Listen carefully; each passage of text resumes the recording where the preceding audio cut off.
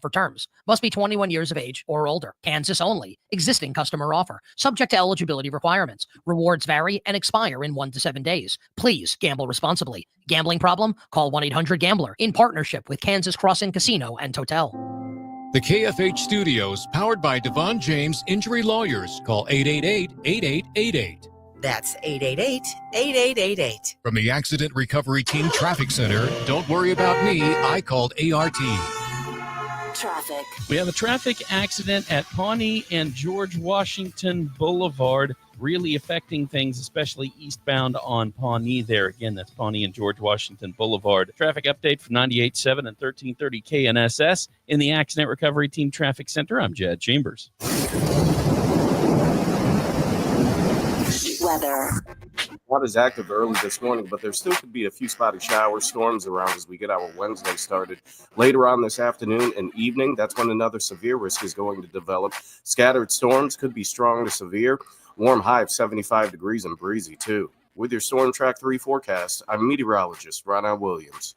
Kansas Fan Headquarters, 97.5 and 1240 KFH Wichita, KNSS HD2 Clearwater, and Odyssey Sports Station. Hey Wichita, it's Jacob Albrock. Stay right there for the latest breaking in sports talk. It's Sports Daily, coming up next exclusively on 97.5 and 1240 KFH. I'm Taylor Bisciotti with NFL Network Now on the Westwood One Radio Network. The Titans are officially on the clock on the eve of the 2025 NFL Draft. GM Mike Borgonzi confirmed the team will keep the number 1 overall pick, despite strong trade interest from several teams. Meantime, Cowboys owner and GM Jerry Jones says they're confident they'll land an instant impact player with the 12th overall pick, and confirmed the team is actively exploring trade options both before and after the draft. In Pittsburgh, GM Omar Khan says the Steelers plan to add 2 more quarterbacks, and the uncertainty around Aaron Rodgers won't affect their draft plans. And 8 more teams, including the 49ers, began voluntary offseason workouts this week. Quarterback Brock Purdy did report, even as he seeks a new contract. However, tight end George Kittle did not report as he enters the final year of his 5-year, $75 million deal he signed back in 2020. This has been NFL Network Now on the Westwood One Radio Network.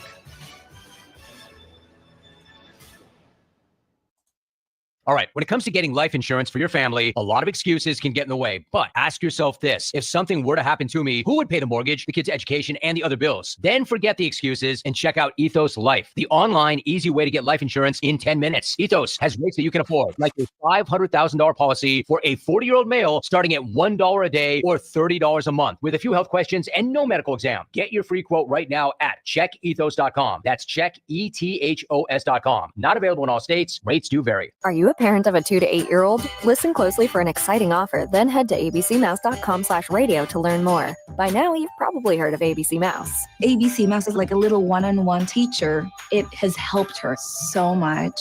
We're offering a promo at abcmouse.com/radio to try it for free for a month, then $14.99 per month until canceled. Go to abcmouse.com/radio to see this offer. That's abcmouse.com/radio. Actual ABC Mouse users compensate for their testimonials, sponsored by Age of Learning.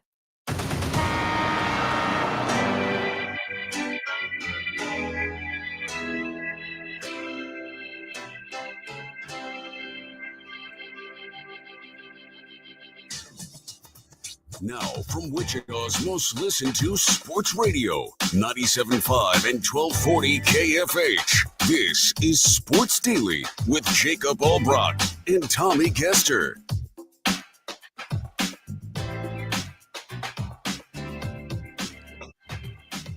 Well, hey there, everybody. Welcome in to Sports Daily. It is a Wednesday. You are here with Jacob Albrock, Tommy Kester. Glad to be here with you for the next couple hours. As we get 1 day away now from the NFL draft. We also had the Royals in action last night. There's some NBA playoffs happening around the world. Tommy, good morning. How are you? Hey, happy Wednesday. It is NFL Draft Eve. And so for all of those that out there that celebrate, I know you and I certainly do, we are getting ready for the NFL Draft. And man, I can't wait. I'm excited for it. Yeah, I am too. It's going to be fun. We'll get into some of the other things. We talked a ton about the Chiefs, and we'll certainly do that today. We've talked about Shedeur Sanders plenty, but we'll talk about some of the other things happening with the draft too. take a look at some mocks, do that kind of stuff today and tomorrow. And we're really looking forward to it. I think this will be a fun draft because I think there's a lot of unknown in it.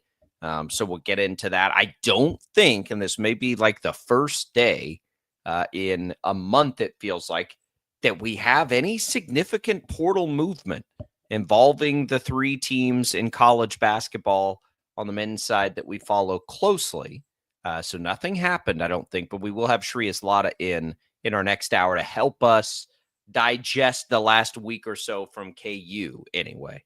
I would say the biggest headline with the portal, though, is that yesterday was the deadline for players to enter the portal. So we're not going to see anybody else enter the portal unless there's a coaching change. That's the only exception. If there's a coaching change, players can then enter the portal. But the big onslaught of players left and right jumping in, that should be done as of today, which is good. I will. I'll put an asterisk on that of maybe it's closed, maybe it's not. I mean, at this point, we think it's closed. Yeah, we think it's closed. We have all kinds of stuff. Guys are trying to find extra years of eligibility. I do think the portal is one of the things, at least from a like dates standpoint, that maybe the NCAA still does have some power.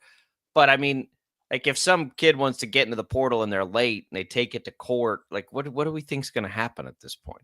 Like I don't know. I don't think that'll happen, but it could.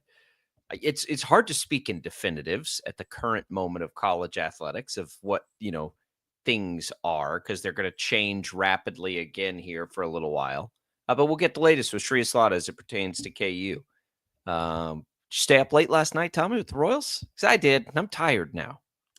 Didn't stay up the whole way. I mean, I watched a majority of the game and I saw that they won in extras and all of that, which, hey, look, they got the win.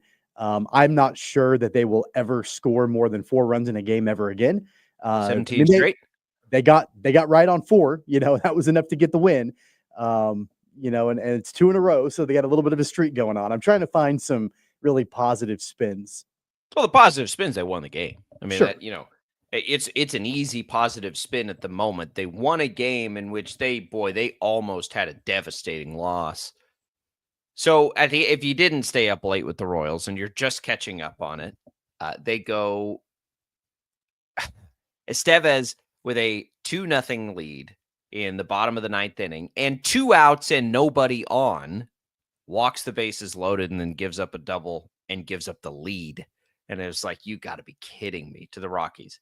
Thankfully, in the bottom of the 9th, the Royals got things tied up. And then in extra innings, Freddie Fermin played hero, not just because he had the game-winning hit, but because he snapped through a dude out at third in the top half of the 11th.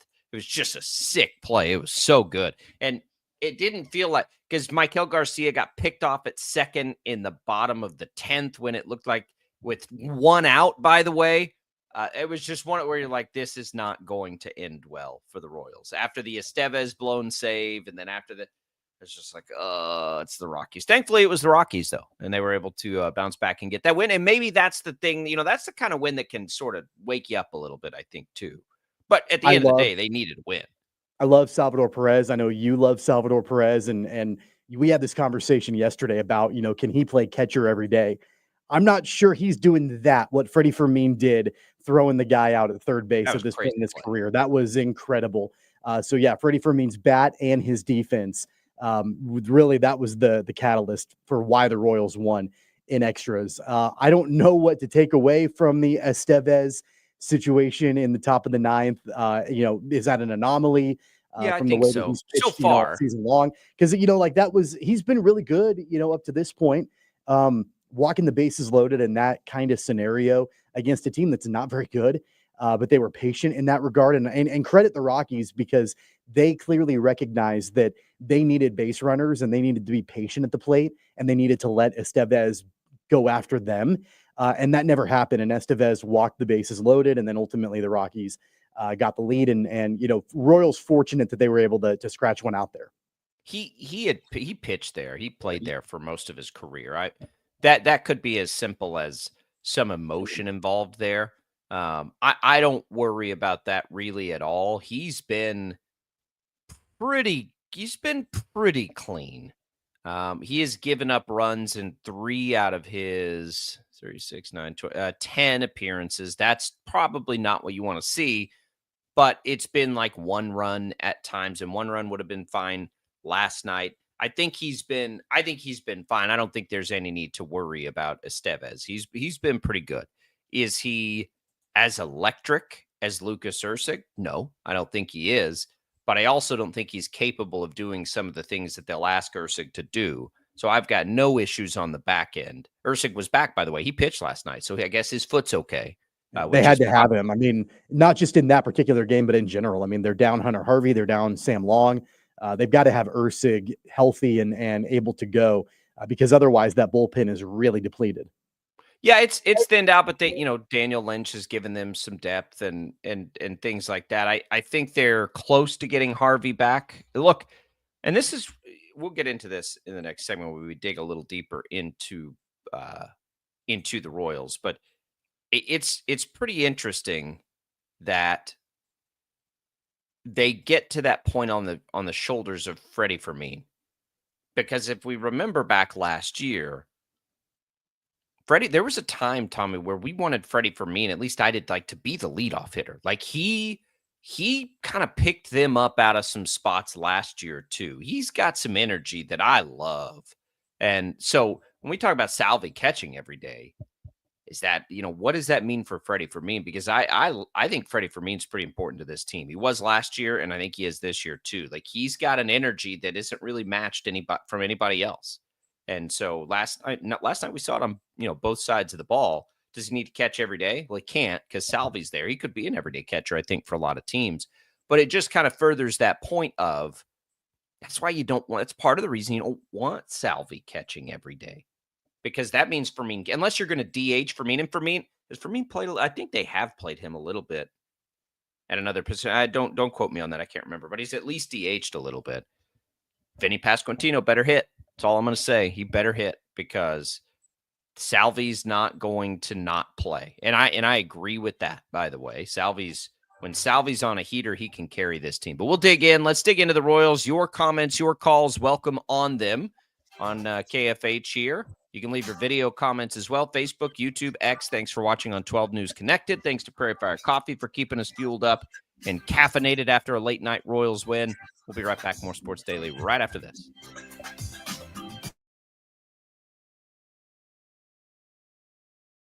66 counties, 4 regions, and 1 weather team that you can trust. Find Storm Team 12 every weekday at 5:30 on the KSCW. Whatever the weather and wherever you are, Storm Team 12 is zooming in, going zone by zone to give you a more in-depth look at the forecast and some science behind the storms so you know more. We're focusing on the forecast so you can focus on what's important to you. Storm Team 12 Weather Focus, 5:30 on the KSCW. The future of television has arrived. Next Gen TV is here with stunning video, movie theater quality sound, enhanced voice clarity, and interactive features, all upgradable for the future. Learn more at watchnextgentv.com. Sometimes people tell us, I don't get it, it's just tea. But let me tell you, we are so much more than just tea. With 20 plus flavors of sweet and unsweet iced tea, the possibilities are endless. Come on in and try them all for free to find your favorite, or get us on the go for your busy lifestyle. And don't miss happy hour every day. So the next time someone tells you it's just tea, tell them to come by and find out why we say, drink tea, be happy. Is the canvas of our imagination. They tell a story. Clouds affect the events of your day. Sometimes they growl, sometimes they inspire, but they're always the messengers of nature's mood, written in the sky. Storm Team 12 understands the language of clouds. We're dedicated to decoding their message so you know what to expect. Behind every cloud, there is a story waiting to be told. Trust Ross Jansen and Storm Team 12, alerting you first to the impact on your life. When you need help, remember, you're not alone. We are here. We are neighbors. We are together. We are Kansas.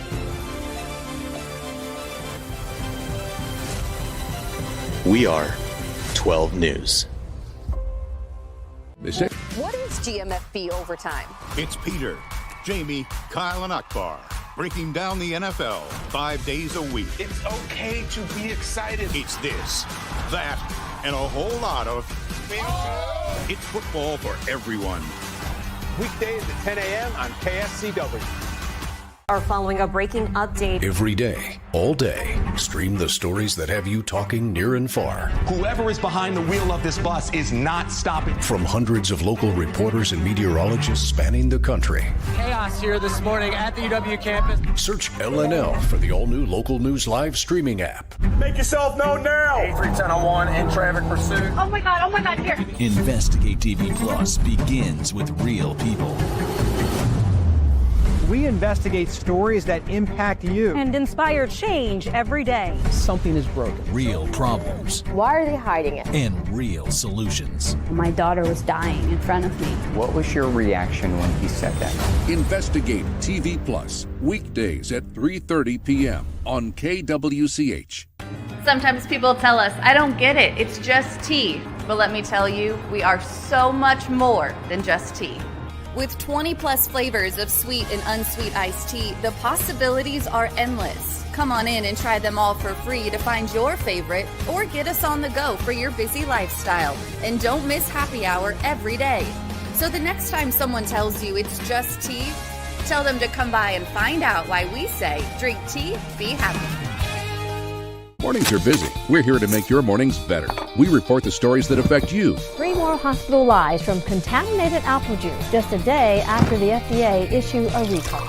We're here to make your mornings better. Closing east and westbound lanes of K96 for repairs. With 12 News, you're prepared for your whole day. Scattered thunderstorms across the state into the afternoon. Stay a step ahead with 12 News this morning on KWCH and KSCW.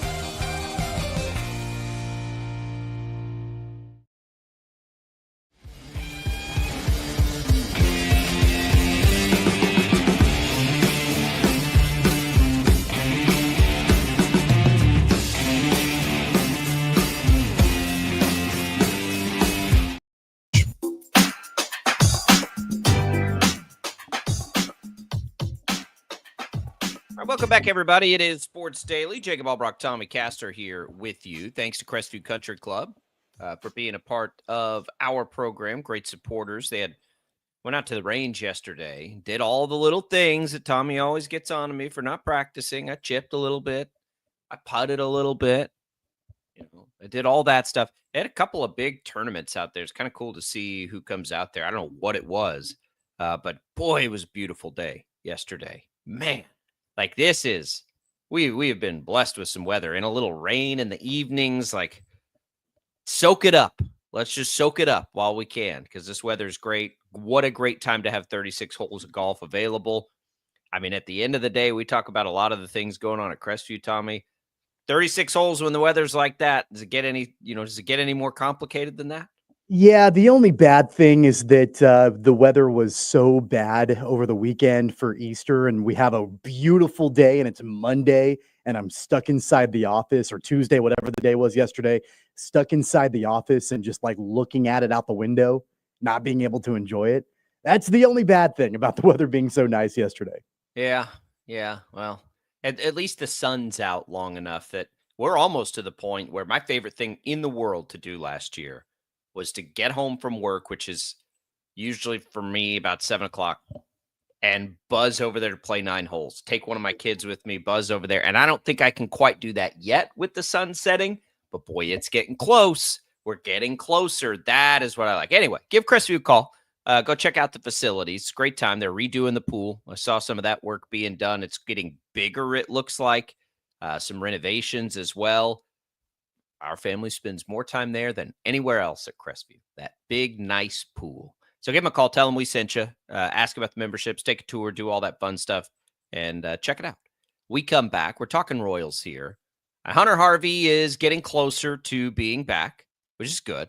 I don't know about Alec Marsh. What I forgot about Alec Marsh as far as the injury front. I think he could be getting closer. I think things are going well in his rehab, by the way. So if Harvey went on the 15-day IL retroactive to the 8th, technically speaking, I think he could be back by the weekend. And I think things are progressing there. Canna was obviously back last night.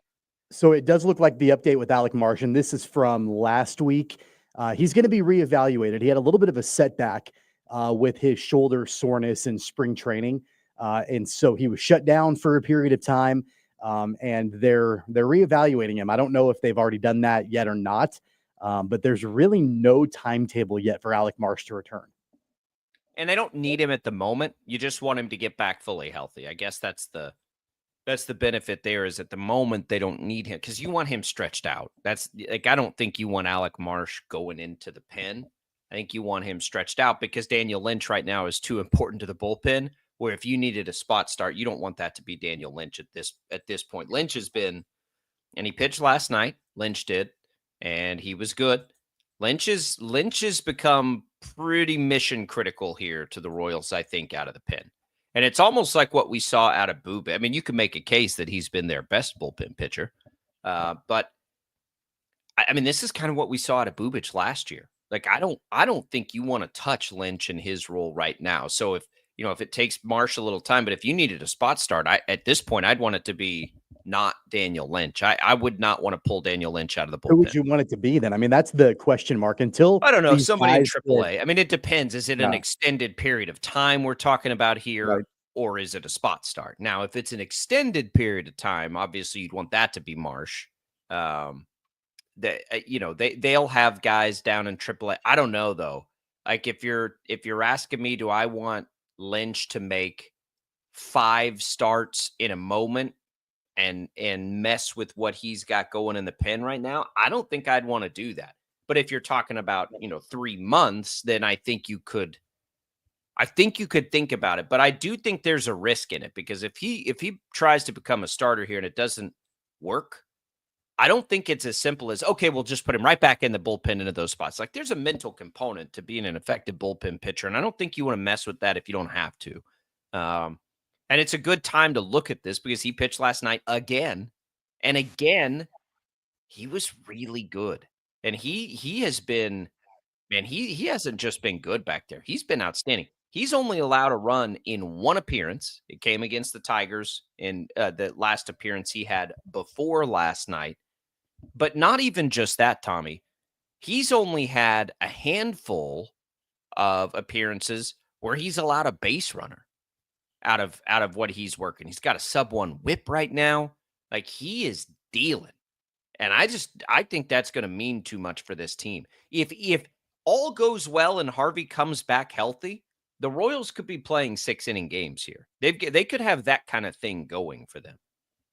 That's what they've wanted to have. I mean, if they can get Harvey back healthy and, they can get that bullpen set up the way they want to, if Daniel Lynch can be the bridge guy and keep you clean in the 6th and maybe 7th, I mean, he can go multiple innings if he needs to. I think that's a huge component into the overall success of this bullpen. And, Lynch has kind of burst onto the scene into this role, and he's become a safety net for Matt Quatrero. And, I'm sure that in an ideal world, you don't pitch or, you don't want to pitch Daniel Lynch in the 11th inning of a game. Like you don't want to necessarily have to use him in that spot, but they needed him in that moment after the game went to extras and Schreiber pitched the 10th and then Lynch came in and pitched the 11th. But, I think it shows at least a little bit of a versatility to Daniel Lynch where he can have that kind of success, because it really hasn't mattered in what spot he's put in. He's pitched really well, whether it's earlier in a game, later in a game, with the lead tied, down, whatever it is. He's done a really good job at that and been very consistent in it. And so he's become the most reliable guy out of the pen. And that reminds me, and I know you made the comparison to Bubic, and I get that. And I think that towards the end of the year last year, like I can draw comparisons between those two guys. But to me, Lynch seems a little bit like the way that Quatrero used Zerpa last year. Zerpa was always that go-to guy, like usually the first one out of the pen or the one when they needed somebody. And Zerpa was really good last year. to me, I think that's more of the comparison because they're utilizing Lynch as kind of like, hey, look, we need help, and you're the most consistent guy that we have. It's interesting you said that. That entire time I was thinking, I was like, you know what you're describing reminds me of is what they had Ursig do last year. And maybe it's a combination of the things. And that would be that would be a great thing because yes, they did. Like Zerpa was always the first guy up. He was always the first guy up, it felt like. And then Ursig would move into these high leverage spots. But either way, I think it's a piece that the Royals didn't know if they had. And even though they have Zerpa on the roster, Zerpa's always made me a little uneasy. Zerpa's not coming in and just like slamming the door shut on people. He just kind of weaves his way through it, right? Like he's crafty.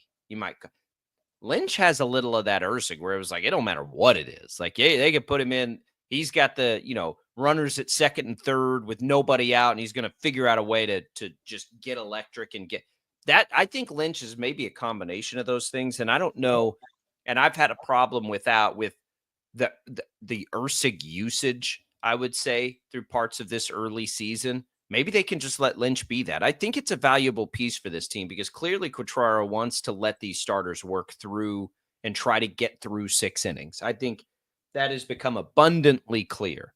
And if that's the case, and they do get into a little trouble, Zerpa's not the answer. At least right now, he's not the answer. Maybe Lynch can be that. Maybe they can flip roles, and then Zerpa can give you a couple innings in a random appearance where your bullpen's tired, which is kind of how they started using Lynch. Now he's coming into some bigger spots. But yeah, well, on top of that too, there's another reliever in the pen that has really quietly in a small sample size been really good since he got called up, and that's Steven Cruz. He's pitched 3 2/3. Yeah. Allowed no runs. His whip is under 1. In 5 games pitched, I mean, he's been pretty effective in a small sample size. I don't know how that translates long term. But they're gonna have to do some, figuring out of the roster when Harvey comes back and, they get a couple of these guys healthy. Who's going to be sent down? How's that all going to work? And between Evan Sisk and Steven Cruz, those have been the 2 relievers that were called up, with the different injuries in the pen. I think at least right now, Cruz is kind of solidifying himself in a small sample size as somebody that probably deserves to, continue to be called on in situations. He didn't pitch last night, but man, like even in that small sample size, he's looked better than guys like Zerpa and Stratton and Long in the bullpen. Stratton's been about unusable. So yes, that is either way. I think at the end of the day, like we've got all these positive things happening for the bullpen, and they struggled with the 6th inning quite notably. They're about to get Harvey back. Like the bullpen is going to be, as we suspected, is going to be a strength of this team. The hitting better wake up in this series. Now, the starter they went up against last night for Colorado, Feltner, has been okay this year, right? He's not like the worst starter they're going to face in this series, but you got to be able to score some runs here. Like, what are we doing? Bubic was awesome last night. Awesome. That should be when Bubic gives you 7 scoreless like that. Those should not be close games. Are you coming around on Bubic, by the way? I mean, because I know that I'm around. when we were talking about before the season started about what the rotation was going to look like, and you had the 4 guys solidified in Reagans, Lugo, Lorenzen, and Waka. The question was, who's the 5th guy? Yeah. And remember, the conversation was, should the Royals even, consider moving Bubic out of the pen and like leaving him in with where he had that success last year? I'm way in on Bubic. When they signed Estevez, I was good. At that point, I was good because they added. It's just like when they traded Singer, and I'm like, oh no, like you can't trade a starting pitcher. Well, then they brought Lorenzen back, and it's like, okay, I can get on board with that. When they brought in Estevez, that helped me be more on board with Bubic. Look, I think philosophically, you always want your pitchers to be starters if they can be starters, and Bubic has. As any of these young guys for the Royals that haven't really panned out, he's been the closest to panning out. So I was okay with it. But before they added Estevez, I mean, it's like, you're taking a strength away here. Are they better off going Marsh? No, I mean, Bubic has looked fantastic. I think the worst thing with Bubic, and this is just a product of the Royals organization for the first couple of years when he was with the team, is that, he's associated with bad Royals baseball, right? Like he's been a part of that team for 5 or 6 years now, has been with the organization his entire career after being drafted. His overall win-loss record, he's 13-30 right now, and he had that really, really bad year in 2022. And so I think that it's hard to get the bad Chris Bubich, bad Royals team out of your mind when you're now looking at him tossing 7 scoreless and he's been the ace of that rotation, right? Like he's got the lowest ERA out of the 5. He's looked the best consistently. He's looked better, and not that Reagan's has looked bad, but he's looked better than Reagan's. He's looked better than Luga. Like he's looked better than anybody in that rotation. It's hard to separate those two things away and be like, man, this is a different Chris Bubich than what we've seen basically his entire career as a starter. We saw flashes of it last year out of the bullpen after the Tommy John surgery and working his way back from that. But I mean, I'll be honest, I was skeptical after the season when JJ Piccolo was pretty blatantly honest that they want Bubich in the rotation and they're going to put him back. And that was right after the season was done last year. I'm like, is that the right move to make? And it certainly has panned out early on.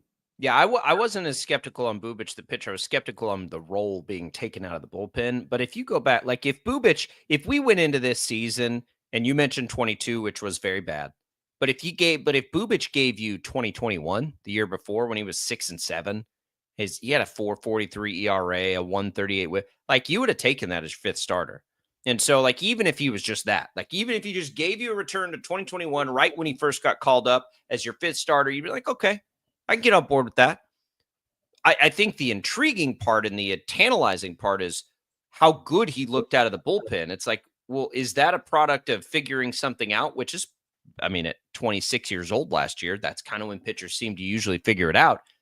Possibly. Like, I liked the experiment, but I wouldn't have liked it. And I only got on board with it when they added Estevez and added another piece to the bullpen. And because they had other options there when they brought Lorenzen back, it added to the flexibility. Now, before they did that, I was like, okay, like now you're telling me you're going to lose Bubich out of the pen. You're going to lose Lorenzen out of the rotation. That's why initially I didn't like the Brady Singer trade. All right, I didn't like it because I don't like trading starting pitchers. It's okay. I mean, that's fine. Yeah. And I still don't know. Look, Jonathan India is hitting 195 right now. He's 0 for 4 again last night. India's struggling bad, and India needs to figure it out. It's one of the big problems with this offense right now is he has really regressed from the very beginning part of this season. He needs to figure it out, or they need to take him out of the top spot until he does and put Drew Waters up there. Drew Waters deserves play every day. He is playing really well. You talk about a high pedigree guy. Yeah.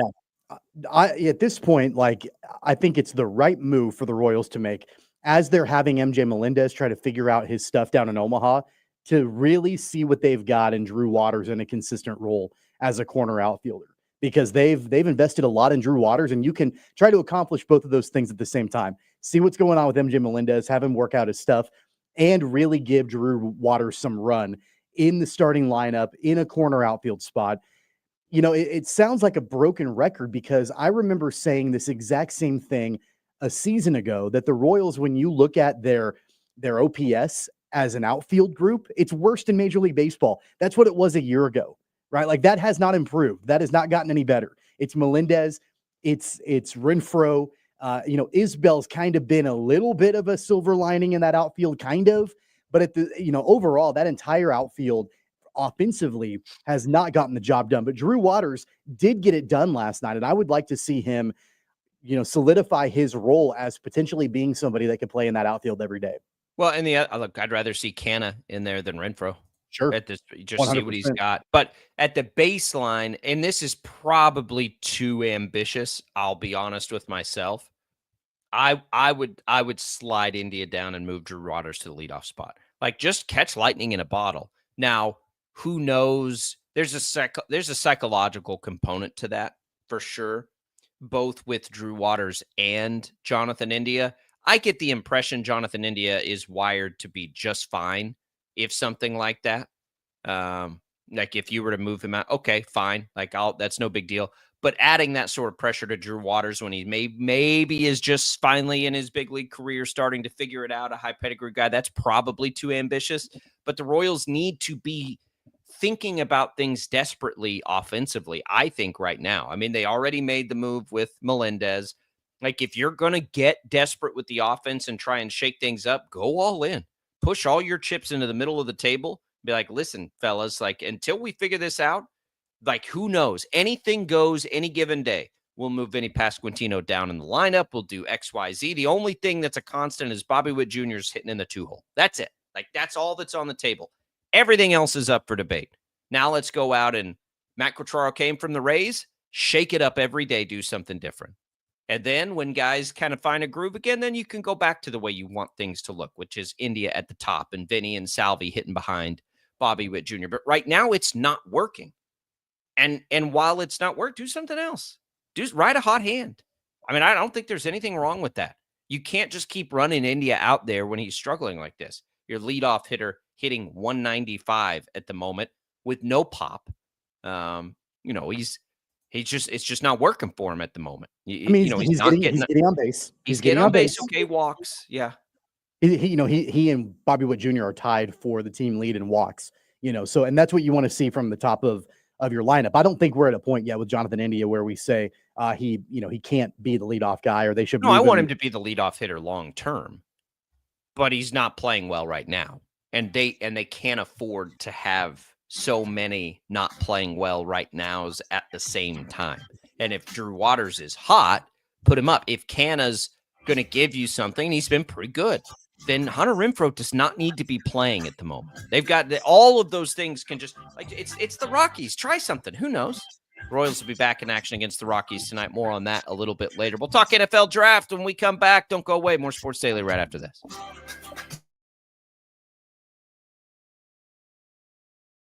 66 counties, 4 regions, and 1 weather team that you can trust. Find Storm Team 12 every weekday at 5:30 on the KSCW. Whatever the weather and wherever you are, Storm Team 12 is zooming in, going zone by zone to give you a more in-depth look at the forecast and some science behind the storms so you know more. We're focusing on the forecast so you can focus on what's important to you. Storm Team 12 Weather Focus, 5:30 on the KSCW. The future of television has arrived.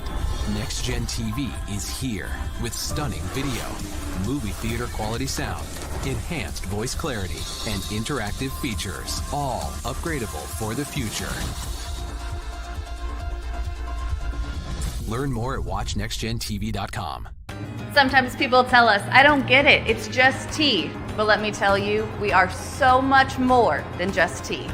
With 20 plus flavors of sweet and unsweet iced tea, the possibilities are endless. Come on in and try them all for free to find your favorite or get us on the go for your busy lifestyle. And don't miss happy hour every day.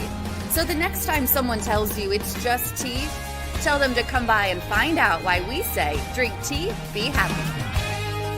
It's the canvas of our imagination. They tell a story. Clouds affect the events of your day.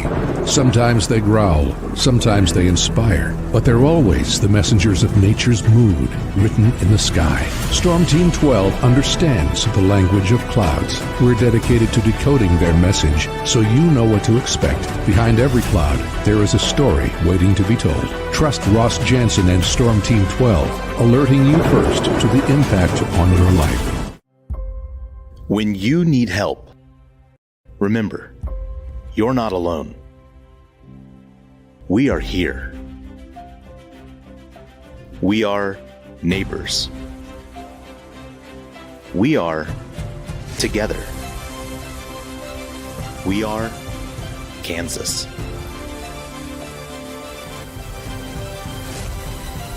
We are 12 News. They say, what is GMFB Overtime? It's Peter, Jamie, Kyle, and Akbar breaking down the NFL 5 days a week. It's okay to be excited. It's this, that, and a whole lot of... It's football for everyone. Weekdays at 10 a.m. on KSCW. are following a breaking update. Every day, all day, stream the stories that have you talking near and far. Whoever is behind the wheel of this bus is not stopping. From hundreds of local reporters and meteorologists spanning the country. Chaos here this morning at the UW campus. Search LNL for the all-new Local News Live streaming app. Make yourself known now. 31001 in traffic pursuit. Oh my God, here. Investigate TV Plus begins with real people. We investigate stories that impact you. And inspire change every day. Something is broken. Real problems Why are they hiding it? and real solutions. My daughter was dying in front of me. What was your reaction when he said that? Investigate TV Plus, weekdays at 3:30 p.m. on KWCH. Sometimes people tell us, I don't get it, it's just tea. But let me tell you, we are so much more than just tea. With 20 plus flavors of sweet and unsweet iced tea, the possibilities are endless. Come on in and try them all for free to find your favorite or get us on the go for your busy lifestyle. And don't miss happy hour every day. So the next time someone tells you it's just tea, tell them to come by and find out why we say drink tea, be happy. Mornings are busy. We're here to make your mornings better. We report the stories that affect you. 3 more hospital lies from contaminated apple juice just a day after the FDA issued a recall. We're here to make your mornings better. Closing east and westbound lanes of K96 for repairs. With 12 News, you're prepared for your whole day. Scattered thunderstorms across the state into the afternoon. Stay a step ahead with 12 News this morning on KWCH and KSCW.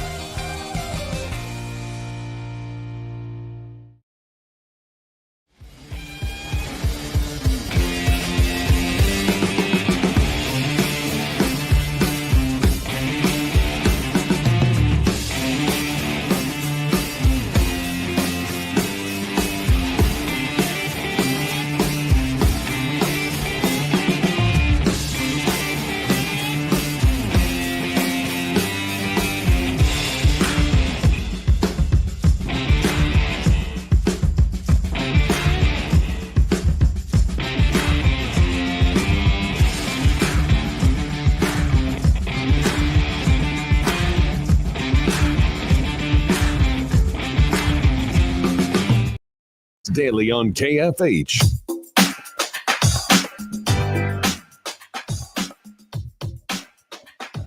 All right, welcome back in, everybody. It is Sports Daily. Jacob Albrock, Tommy Castor back with you here on a Wednesday. Glad to be here. We have Shreyas Laddha coming up next hour, our KU Insider. Talk a little Jayhawk basketball in the portal. Just talked a little Royals. We'll look at tonight's game in the next hour. Let's talk a little NFL draft here, Tommy. We're just a day away. We have predicted and talked a ton about, the philosophy of the Chiefs. You've been more specific, and Felix Johnson into specific players. I've just sort of holistically been trying to understand a strategic, position or whatever. I think they're going to trade up. You think they're going to take left tackle where they stand? We'll see how it all shakes out. But what about the rest of it? We've talked Shedeur Sanders. I think he ultimately ends up going relatively high. I find it hard to believe that only one quarterback is taken in this draft in the first round, we'll call it. I think that's not very likely. I think it's more likely that Jackson Dart jumps ahead of Shedeur Sanders than the second quarterback taken in this draft doesn't come until 21 at the Steelers. How about it? Maybe that's a better way to put it. I just think that doesn't happen in the NFL. Teams need quarterbacks. And so we'll see what happens with him. I think he's going to be a good player. I think he's going to use this. His career will be a fun one to follow. What about the rest of the deal, though? What are you looking forward to here in this draft on day one here in the first round? I'm really excited about running back. I'm really honestly, not because I think that, there's somebody that is like a major game changer, but I do think that it's an extremely deep running back class. And I'm curious to know how many teams will try to go running back relatively early, whether that's day one or day two or whatever that is. There are a lot of running backs out there that have been projected to be top 3 round, type picks. And so that I'm really interested to see how that ends up falling, because you've got teams that, they recognize that, hey, rather than, getting a running back with some tread on the tires. Why don't we just go and draft somebody out of college and, see what we've got in them? And it's going to be interesting to see if teams are willing to use a high draft pick in one of the early rounds on one of these, really high caliber running backs out there, or if a lot of them end up falling. They will be. I mean, the Raiders and the Cowboys, two teams not afraid of taking running backs early, both need running backs, and there are a couple sort of in that range. You've got a couple guys from, Ohio State that are there.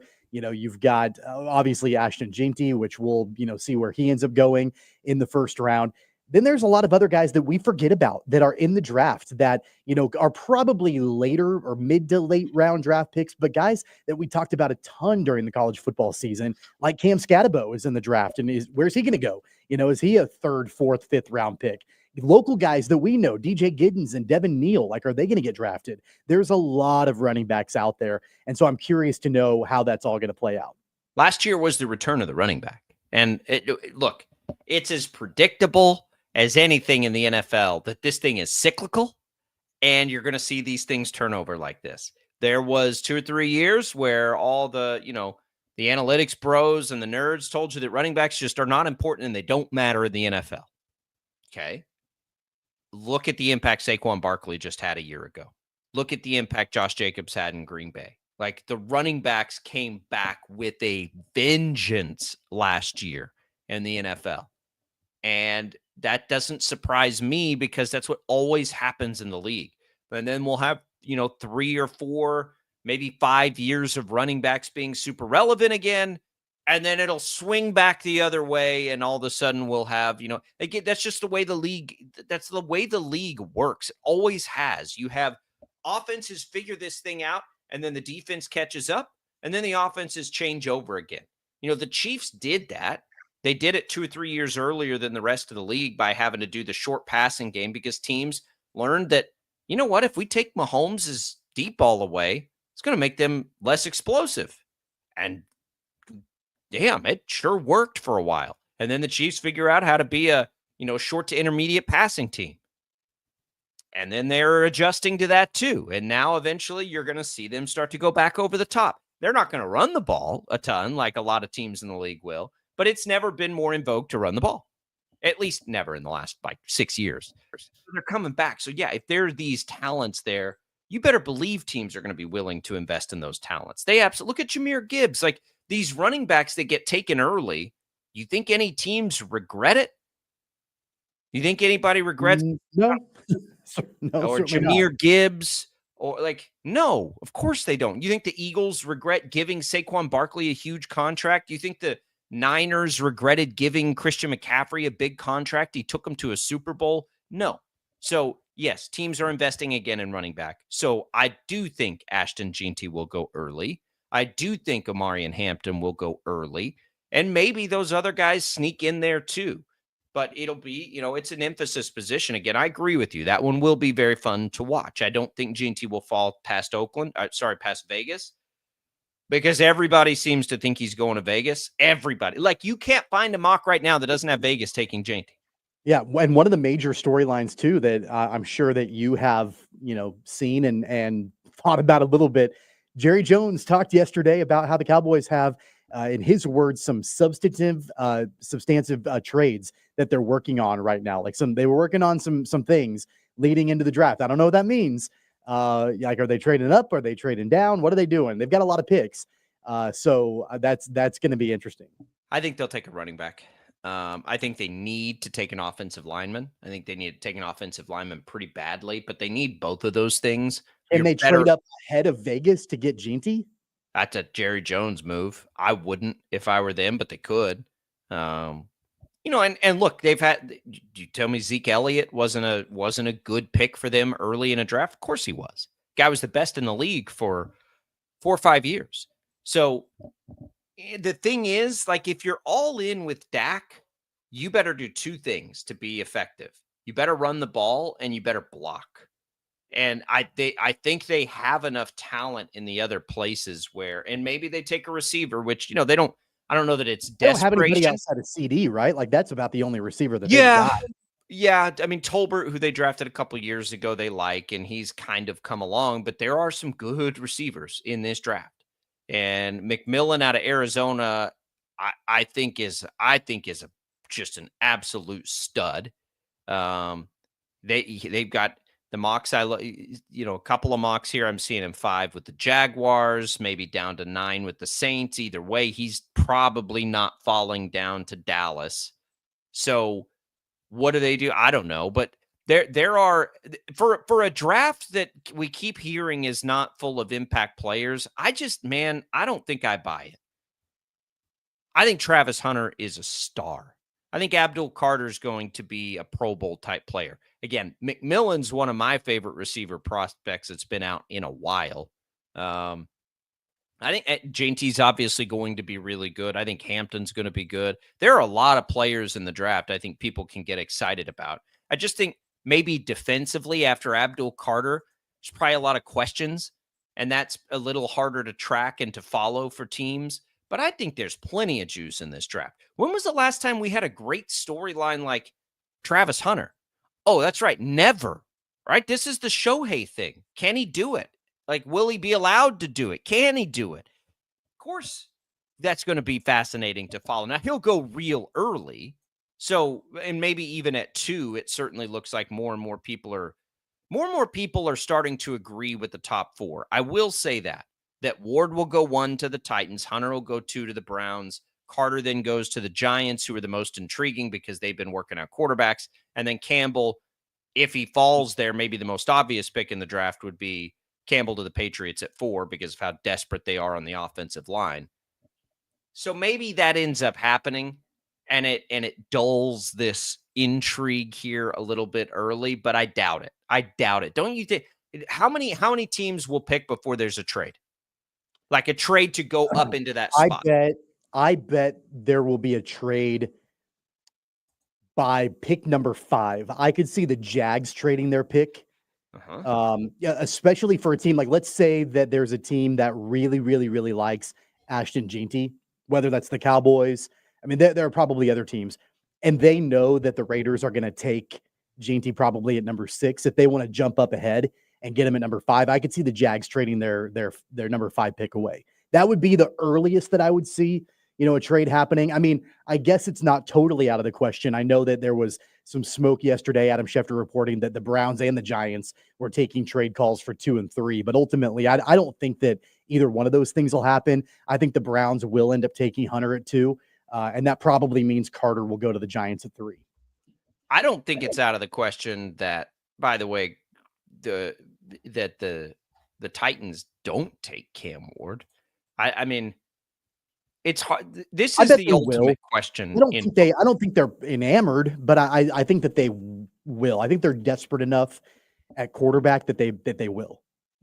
It is one of my favorite questions in all of sports and things to ponder is if you're at the top of the draft, the very top, number 1, and you need a quarterback, do you take a quarterback you don't believe is at the level you must be at in this league, which is at minimum like a Pro Bowl caliber, but quite possibly we've looked over the years and there's this, again, you've heard me say this 1,000 times, but you're looking at around 90 or higher % of quarterbacks that have won Super Bowls in the last 30 years are Hall of Famers or going to be Hall of Famers. So, whether Jalen Hurts fits in that, we don't know yet, but he's certainly on a trajectory to get there.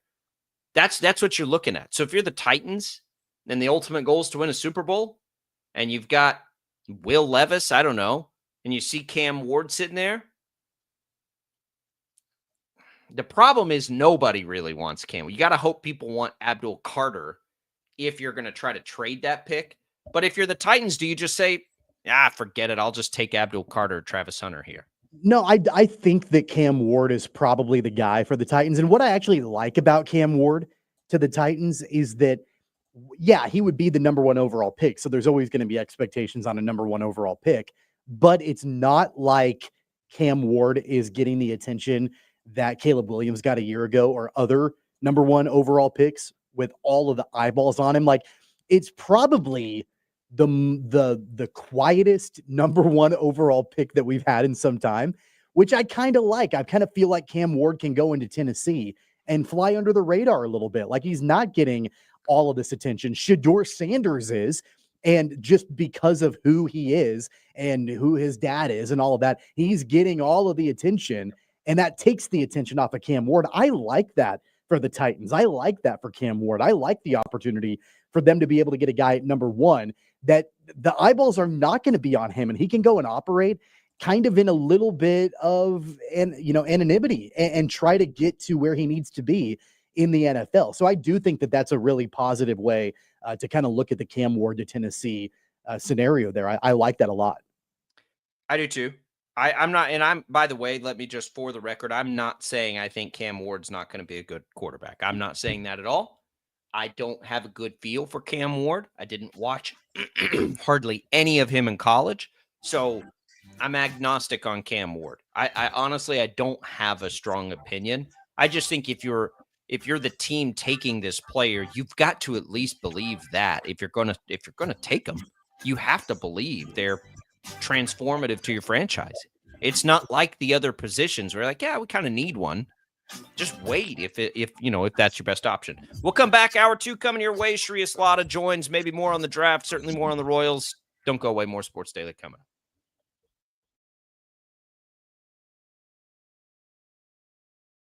66 counties, 4 regions, and 1 weather team that you can trust. Find Storm Team 12 every weekday at 5:30 on the KSCW. Whatever the weather and wherever you are, Storm Team 12 is zooming in, going zone by zone to give you a more in-depth look at the forecast and some science behind the storms so you know more. We're focusing on the forecast so you can focus on what's important to you. Storm Team 12 Weather Focus, 5:30 on the KSCW. The future of television has arrived. Next Gen TV is here with stunning video, movie theater quality sound, enhanced voice clarity, and interactive features, all upgradable for the future. Learn more at watchnextgentv.com. Sometimes people tell us, I don't get it, it's just tea. But let me tell you, we are so much more than just tea. With 20-plus flavors of sweet and unsweet iced tea, the possibilities are endless. Come on in and try them all for free to find your favorite, or get us on the go for your busy lifestyle. And don't miss happy hour every day. So the next time someone tells you it's just tea, tell them to come by and find out why we say, drink tea, be happy. It's the canvas of our imagination. They tell a story. Clouds affect the events of your day. Sometimes they growl, sometimes they inspire, but they're always the messengers of nature's mood written in the sky. Storm Team 12 understands the language of clouds. We're dedicated to decoding their message so you know what to expect. Behind every cloud, there is a story waiting to be told. Trust Ross Jansen and Storm Team 12, alerting you first to the impact on your life. When you need help, remember, you're not alone. We are here. We are neighbors. We are together. We are Kansas.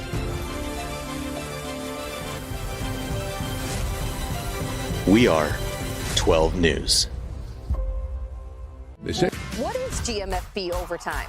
It's Peter, Jamie, Kyle, and Akbar breaking down the NFL 5 days a week. It's okay to be excited. It's this, that, and a whole lot of... It's football for everyone. Weekdays at 10 a.m. on KSCW. Are following a breaking update. Every day, all day, stream the stories that have you talking near and far. Whoever is behind the wheel of this bus is not stopping. From hundreds of local reporters and meteorologists spanning the country. Chaos here this morning at the UW campus. Search LNL for the all-new Local News Live streaming app. Make yourself known now. 310-01 in traffic pursuit. Oh my God, here. Investigate TV Plus begins with real people. We investigate stories that impact you. And inspire change every day. Something is broken. Real problems Why are they hiding it? and real solutions. My daughter was dying in front of me. What was your reaction when he said that? Investigate TV Plus, weekdays at 3:30 p.m. on KWCH. Sometimes people tell us, I don't get it, it's just tea. But let me tell you, we are so much more than just tea. With 20 plus flavors of sweet and unsweet iced tea, the possibilities are endless. Come on in and try them all for free to find your favorite or get us on the go for your busy lifestyle. And don't miss happy hour every day. So the next time someone tells you it's just tea, tell them to come by and find out why we say drink tea, be happy. Mornings are busy. We're here to make your mornings better. We report the stories that affect you. 3 more hospital lies from contaminated apple juice just a day after the FDA issued a recall. We're here to make your mornings better. Closing east and westbound lanes of K96 for repairs. With 12 News, you're prepared for your whole day. Scattered thunderstorms across the state into the afternoon. Stay a step ahead with 12 News this morning on KWCH and KSCW.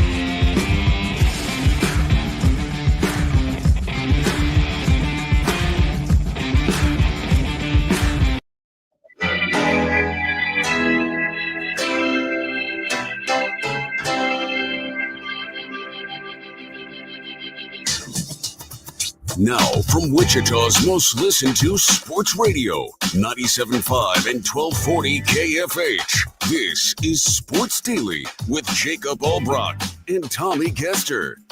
All right, welcome back, everybody. It is Sports Daily here. Let's give away a little HTO off the top of this hour. If you want to win some free iced tea, you can text the keyword tea to 20357. That'll get you a free cup of tea, more than 26 flavors to choose from. Either West Wichita, East Wichita, or Derby. You can enter once per day message and data rates apply. These would apply for a drink we're bringing back, Tommy, that I know people will be excited about. We get asked about this one all the time. Blueberry Summerade is back. We got that back. So it's a spin on lemonade. It's delicious. Blueberry Summerade's back. Try it. You can try that with one of your free teas. You can win right now by texting the keyword tea to 20357. Good luck, everybody. We come back into Sports Daily. We've got Shreyas Laddha coming up later this hour.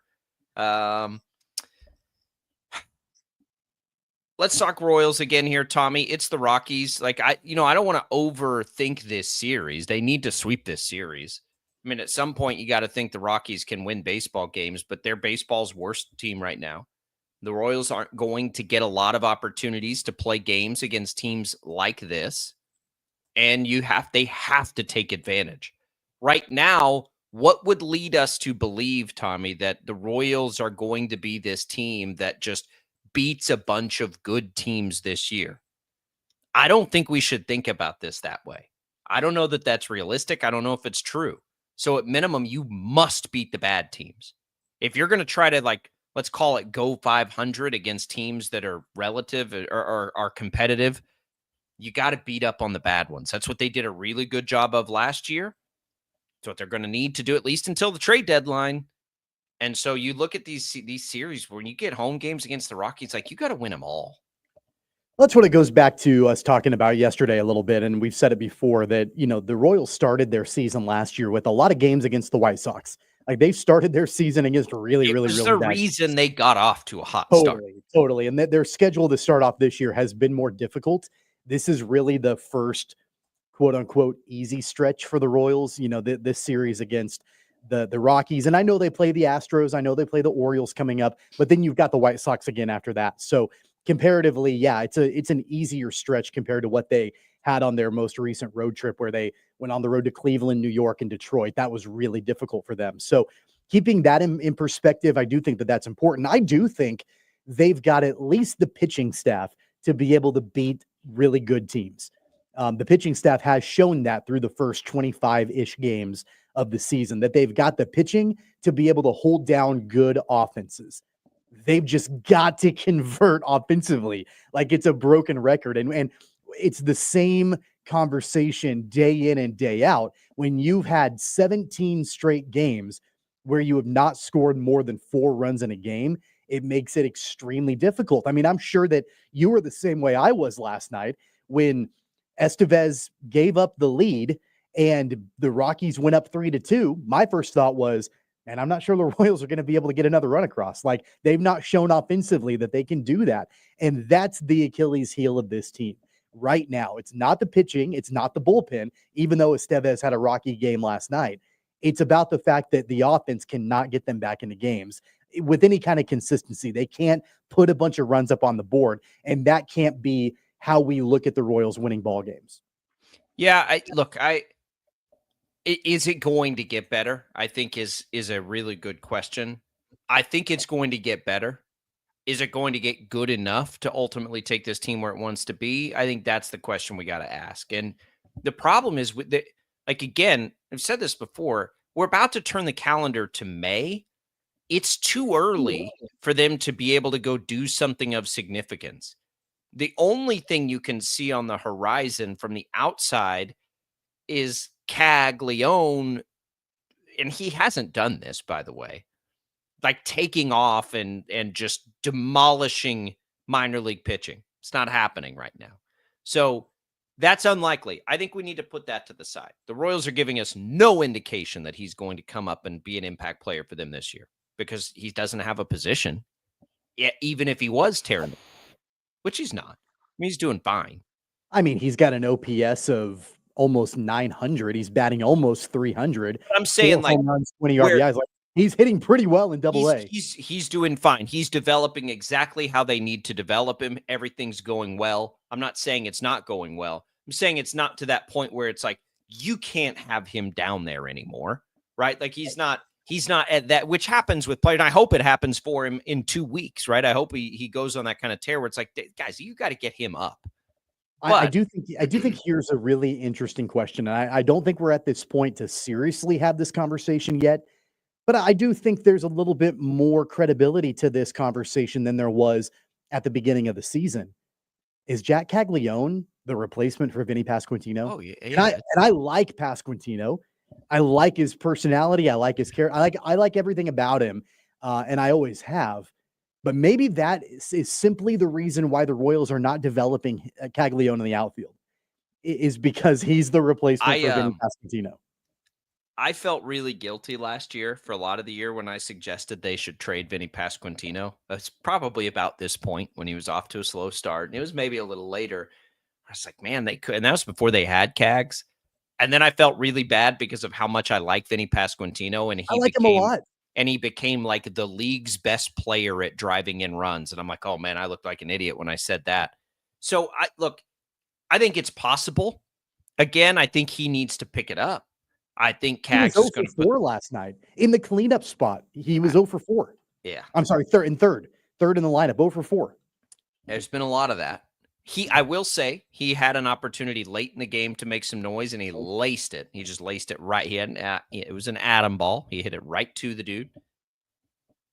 I'm not, it could happen. That's not going to happen, though. If it does, it'll be a combination of things, right? It'll be Cags becoming that kind of like, you must find a place for me. I still think the most obvious thing is, no, don't trade Vinny Pasquantino.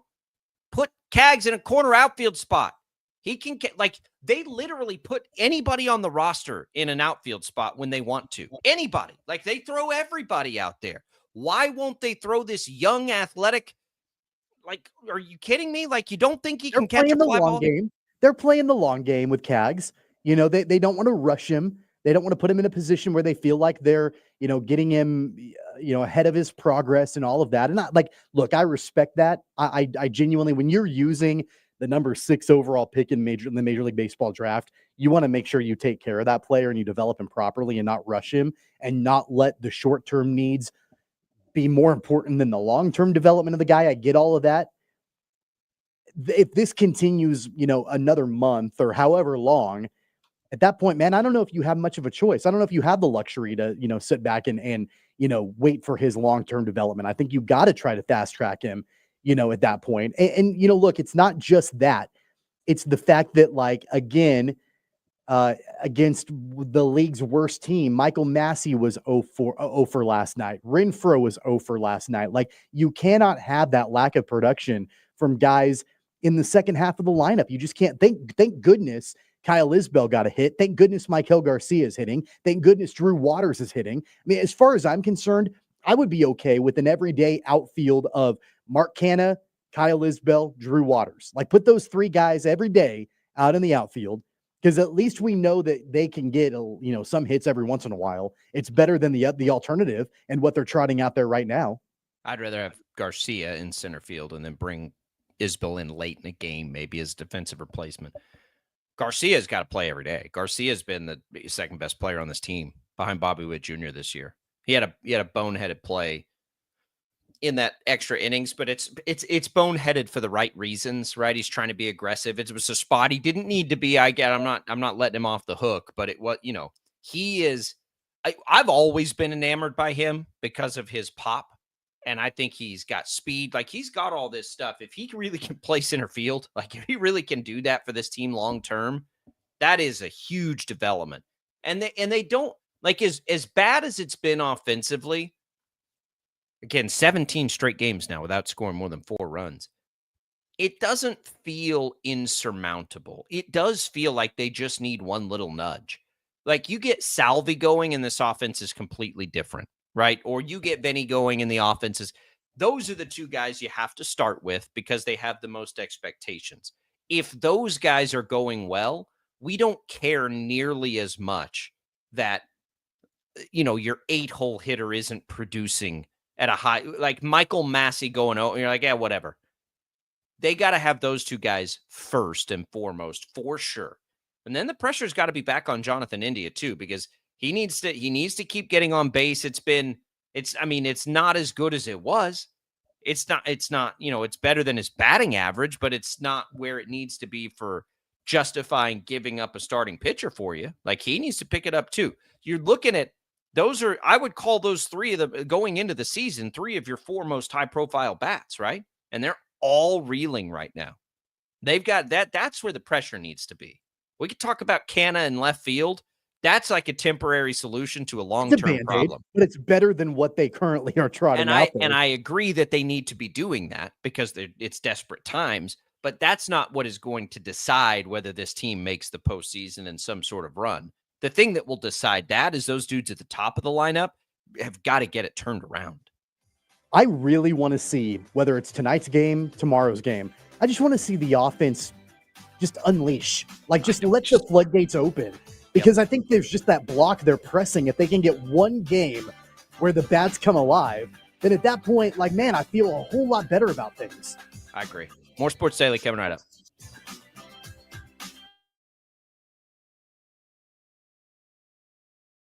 66 counties, 4 regions, and 1 weather team that you can trust. Find Storm Team 12 every weekday at 5:30 on the KSCW. Whatever the weather and wherever you are, Storm Team 12 is zooming in, going zone by zone to give you a more in-depth look at the forecast and some science behind the storms so you know more.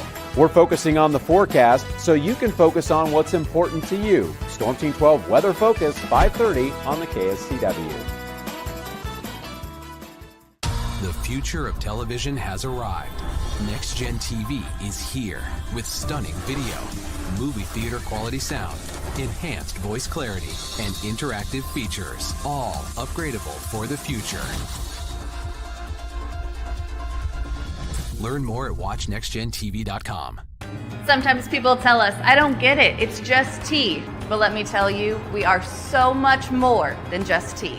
With 20 plus flavors of sweet and unsweet iced tea, the possibilities are endless. Come on in and try them all for free to find your favorite or get us on the go for your busy lifestyle. And don't miss happy hour every day. So the next time someone tells you it's just tea, Tell them to come by and find out why we say, drink tea, be happy. It's the canvas of our imagination. They tell a story. Clouds affect the events of your day. Sometimes they growl, sometimes they inspire, but they're always the messengers of nature's mood, written in the sky. Storm Team 12 understands the language of clouds. We're dedicated to decoding their message, so you know what to expect. Behind every cloud, there is a story waiting to be told. Trust Ross Jansen and Storm Team 12, alerting you first to the impact on your life. When you need help, remember, you're not alone. We are here. We are neighbors. We are together. We are Kansas.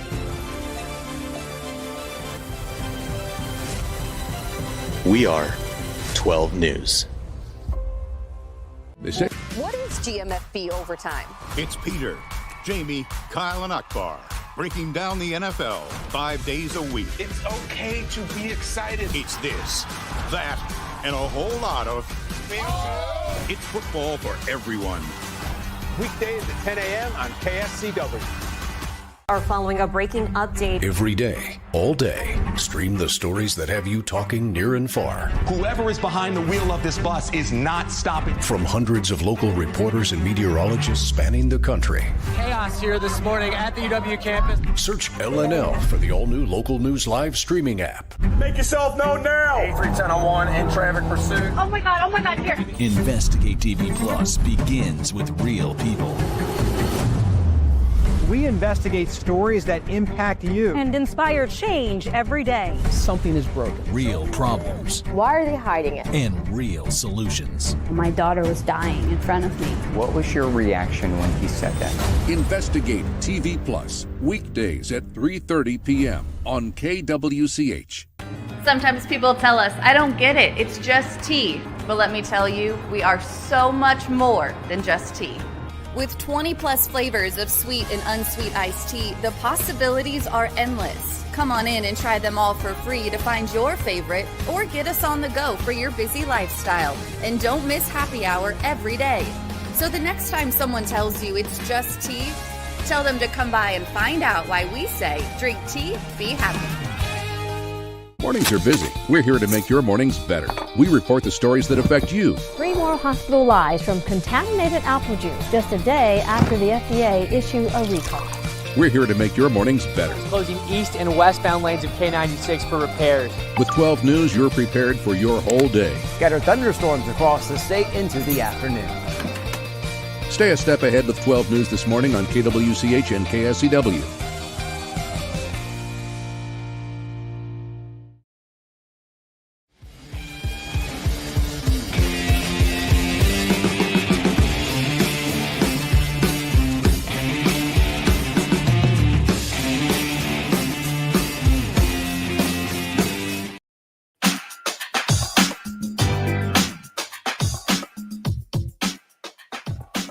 Welcome back, everybody, to Sports Daily. Shreyas Laddha coming up next segment. Might be taking notes in your calendar that this is a Kevin Saul day here on the program. He had a last-minute cancellation last night. Busy time for the Shockers and K-State and everybody in college athletics trying to fill rosters right now as the portal just closed. So we'll try to catch up with Kevin in a couple of weeks. We will have Shreyas Laddha in to help us in just a little bit here, just a few minutes. I saw a report, Jeremy Fowler, yesterday. I don't know if you saw this, Tommy. Actually, this was this morning, I meant to say. So this was about an hour ago. The Chiefs conducted a virtual call with Travion Henderson on Tuesday. Andy Reid was on that call.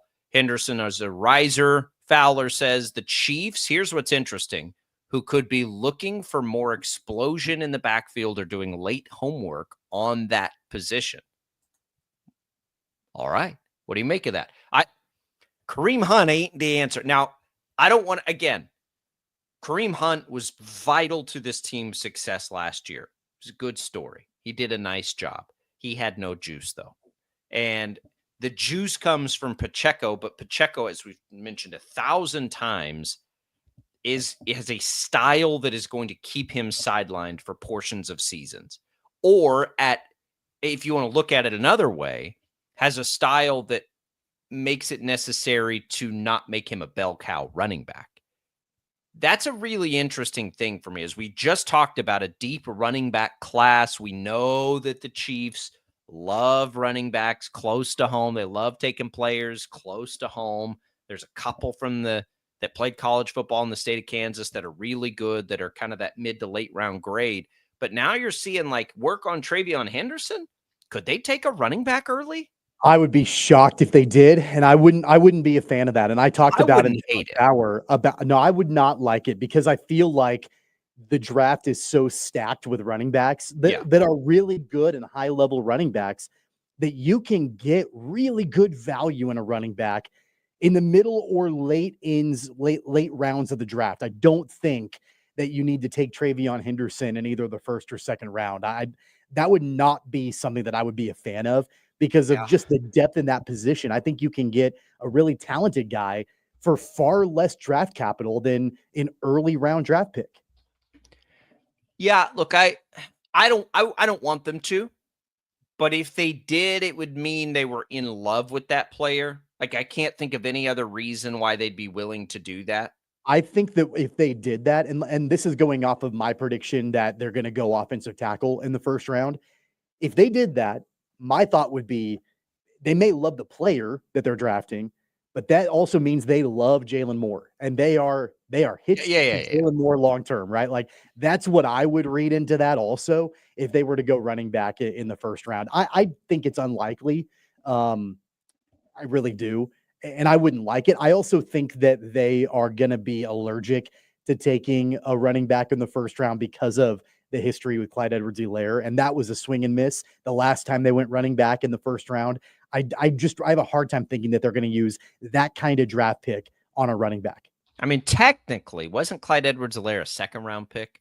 No, he was a first round pick. He was the last he slid like the 33. No, he was there for because they won the Super Bowl the year before.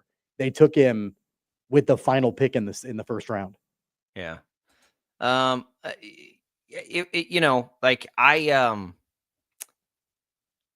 think that you can't let that scare you away, though. Like, you can't, it was 32 overall. You can't not take a player that you really think could help your franchise because Clyde. That'd be like saying we can't take a defensive end at 31 because Felix Anudike-Uzomah didn't pan out. It would be different to me if there wasn't a ton of depth at that position. Like, if there were just a couple of guys that were available, that were there, that were first rounders, and you're like, man, it's either we get somebody early or we get nobody at all.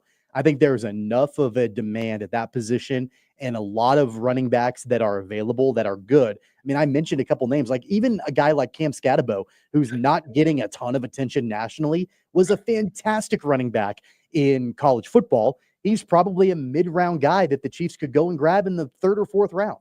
Yeah, I'm not advocating for it. I don't want them to do that. I just think if they've identified somebody that they think is like a game-changing type talent at the position, and he's sitting there at 31, okay. I would bet you money right now they don't go running back. I bet you $10 right now. I'd give it a 10% chance. I totally agree. I think what's more interesting out of that is that they're doing research on the position. Travion Henderson, I don't think projects as a first rounder anyway. Him specifically, which is where this conversation. I mean, Jeremy Fowler's report said that he's considered a riser in the draft. Right. So he had been projected, I think, as a second rounder. So if he's a riser, then maybe so. Means he might be into first round. Maybe so. And maybe it's a candidate too where they can trade back a little bit to try to get him. Like, it's not going to make or break their draft. It could make their draft. It's not going to break their draft if they did that. They can still do a lot of other things. I also think tackle is the most likely. I think trading up for a tackle is my most likely. Trading up for somebody is what I've said. But it's not because of who they have. It's because they won't have, Jawan Taylor after this year. There is a spot for a tackle now, right? To get in there and get in the mix. For depth now, because next year they're going to have this same problem again at right tackle, and albeit that's easier to solve, but they're going to have the same problem next year. If they don't take a tackle now, they're going to need to take a tackle. So doing it now in a draft where they may feel like they have the ability to move up still makes the most sense to me. That's what I think they're going to do. This running back conversation is interesting. Let's set the first round thing to the side. Just put in general terms, do they have enough in this backfield? I think as Patrick Mahomes gets older, and they didn't do it last year. They ran the ball less last year than they have basically in the entire. Well, no, that's not true. They ran it more, but less effectively than they have in the Mahomes era. I do think running the ball means something for this team. For a team that can get too cute in the red zone, for a team that needs to be able to put their foot on the throat of their opponent late in a game as often as the Chiefs do, like even if it's not 25 carries a game, they have got to be able to run the ball effectively when they need to run the ball. And I'm afraid Pacheco's going to miss too much time. And Hunt just doesn't have any juice. Hunt was a nice fall forward running back that got them through a tough time last year, but he's not a long-term answer anymore. Well, and there's even no guarantee that Elijah Mitchell will be able to reclaim what he was able to do his rookie year in San Francisco. And I think that that's part of what the Chiefs are banking on too, is like, hey, let's cross our fingers and Elijah Mitchell can, get back to where he was before. There's no guarantee of that either. So no, I don't think they're set in the running back room at all. I think they will draft a running back. So don't get me wrong. I think they will draft a running back. I just don't think I'm going to be okay with them going first or second round pick as a running back, because there are so many other running backs that they can get later that could still be really good difference makers for them. I don't think they're going to. It's an interesting thing to talk about. I don't think they're bored about this conversation. You like mid yawn as you're talking about that. The Royals. You want to know why? The Royals last night. I'm on. Am I boring you? Is my analysis boring? No, you're not. You and I tried to. You caught me right at the wrong time. You know what? One of my great fears is there are a couple on the air, and this is TV, radio. Doesn't matter what it is. Yawning. Yeah. Because with this early show, I yawn. It's early, especially when I stay up too late watching baseball. The Rangers played West Coast baseball last night. That's the real reason. Even later than the Royals. I was up even later watching the Rangers last night. Yawning on air, which I'm usually pretty good at avoiding. That was bad timing. Or sneezing on air, which is like, because when I sneeze, and it's a miracle that this hasn't happened to me, I'm a multiple sneezer. Like I can push it up to like 10, 12 if I'm really on one. That's the one where I'm like, oh no, what am I going to do here? Are they loud? Are they like big, like dramatic? No, I would say they're normal. Okay. As much as, and I've probably mentioned this bit before because it's one of my all-time favorite like one-liners in comedy. This guy up there, he's like, people ask me what it's like to be married, and I tell them, imagine sneezing in from the other room, hearing, why don't you go ahead and die? Yeah. My wife gets annoyed at my multiple sneezes, but she like shakes the windows with her one sneeze. And I'm like, that's worse. Like when the neighbors knock on the door and ask if everything's okay because you sneeze, to me, that's worse than me on a very average, volume sneezed 5 times in a row. So I'll take, and we've all heard them, those sneezes where you do, it's like it stops you in your tracks a little bit.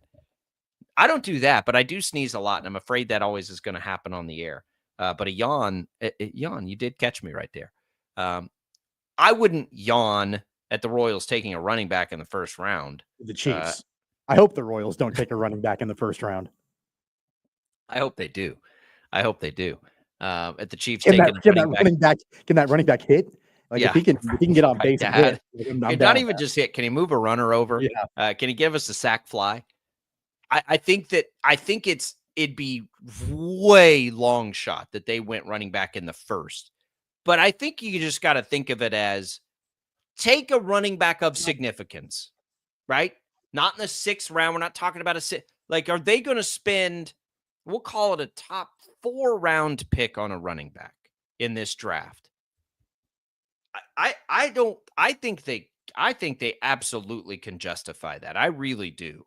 I mean, if it's not going to be in the first, and I don't think it is, if it's in the end of the 2nd round, into the 3rd, like I'm okay with that. I'm okay with going in and getting somebody you think because there aren't a lot of spots. If we're honest about it, how many spots on this roster is a rookie going to legitimately be able to step in and impact this year?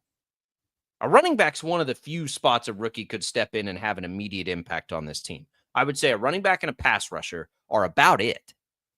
So if you feel like that's the move you want to take to help you win a Super Bowl this year because you think that player could put you over the edge, I don't have a problem with that.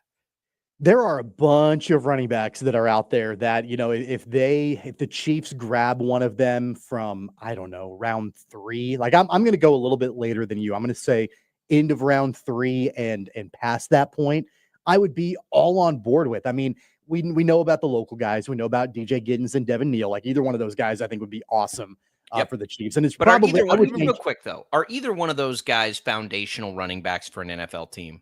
Did we think Isaiah Pacheco was when they drafted him in the 7th at Rutgers? Is Isaiah Pacheco? He has been. He's been the foundational running back 1 on this team. I know he's battled injuries. He's been the most consistent running back on that roster. Well, he's been the most consistent. I'm talking though, like what I'm talking about here is like not in Saquon Barkley. I'm talking about a bell. Here's an example of what I mean. Kareem Hunt, pre-Kareem Hunt being an idiot. Like that type of player for this team. And he was a rookie when he did that. Is if you could go get what he was to the organization in his first couple of years, don't you think that would be worth it? I guess that's what I'm trying to say. Sure, but I think you can get that from the 3rd round and beyond. I'm not an advocate for them going early on a running back. I mean, because the names, and I said Giddens and Neal, but then there are other names. Trevor Etienne out of Georgia, Taj Brooks, Texas Tech, Ollie Gordon, Oklahoma State. Like there are a lot of guys that are out there that are projected mid to late rounders that I do think could be bell cow foundational running backs for your team alongside Pacheco, Elijah Mitchell, Kareem Hunt. Like I think that would be where I would land from a running back. I think they will go running back at some point in the draft. I'm just not an advocate for them to go early. Yeah, I'm not an advocate for it either. I guess I can just understand the reasoning if they did it. It's pretty unlikely that it happens in the first couple of rounds because I think they're going to trade up. And if they're going to trade up, they ain't going to have a pick in the 2nd round and maybe in the 3rd round. It's going to be boom or bust. And they're not trading up for a running back. The Chiefs aren't trading up to take Ashton Jeanty. Max, you can put that on tape. If they do, you can play it back in my face. But that's not going to happen. And I do think they're going to trade up. And so they're not going to have the draft capital to do this anyway. But again, the reason we're talking about this is there's a report out there that they're looking at Travion Henderson and considering, making running back. I don't want to call it a priority. That's putting incorrect words in his mouth, but, doing something at the position of significance. And I think they should, because I think giving Kareem Hunt 18 carries a game at any point this year is not, other than the fact that he's a good pass blocker, isn't what you want to be doing if you're the Royals. And I think Pacheco is just, you got to count on him getting injured. He'll be great when he's out there, and he's got a real good chance to get hurt. We'll see what they do there.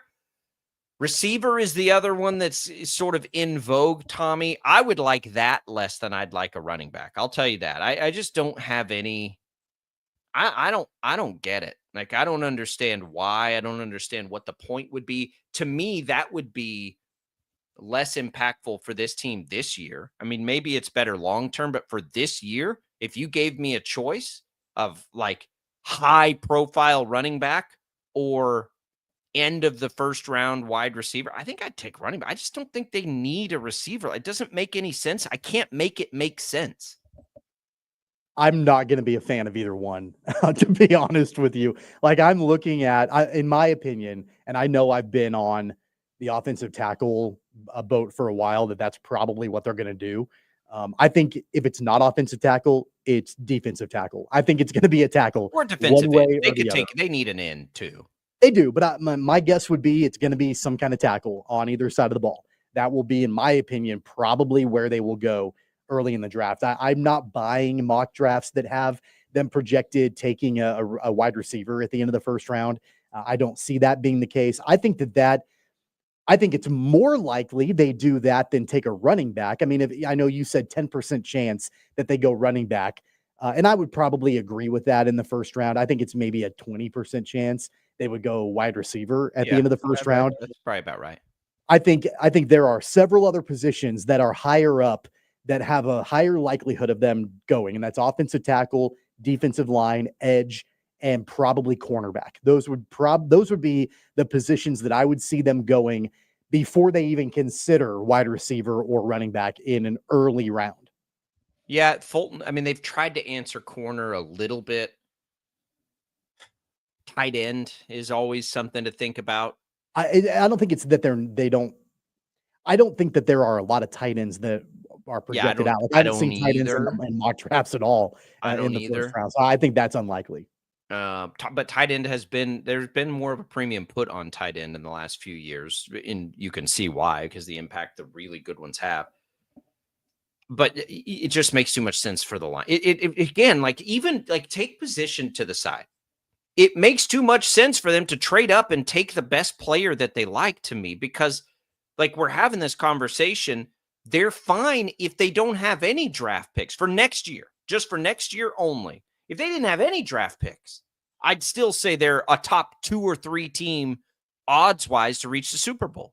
So if that's the case, and you think it's a thin first round anyway, which is what Brett Veach said, not that I totally believe him on that, move up and get one of the guys that you put that grade on. If you think it's a thin first round, then trade out entirely. Trade out of that first round. And why not go get one of the guys you feel like is actually a first rounder? I think you can go either direction. If you feel like it's a thin first round, right? And if you feel like there's not a glaring need, you can go one way or the other, and I think that would be just as likely as them trading up. I do think, and I'm not moving off of this, I do think that they will stay put at 31. I don't think they feel a lot of urgency to give up other things, give up other picks or whatever to trade up. I don't think it's a necessity for them to do that. If there was a gaping hole somewhere where they were like, we have to have this for right now, and we will give up whatever it takes to go and get this person who can fill this hole right away, then absolutely trade up and give up assets to go and make that happen. I just don't think that there is that kind of gaping hole where that necessitates them giving other things up. Yeah, it's all philosophy, right? Because you don't need anything, do you take the time and energy to build for next year when you will, or do you push all your chips into the middle of the table because they brought everybody back and they're trying to win a Super Bowl if you think that impacts players there? I think, again, that's why it's fascinating. It's as fascinating as, there are a lot of years where the Chiefs is just like, yeah, they're just, whatever, they're the end of the round. No, I think there's some interesting stuff with them this year, maybe more so than in the last few. Let's take a quick break. When we come back, we'll talk a little portal. KU, Shreyas Laddha in next.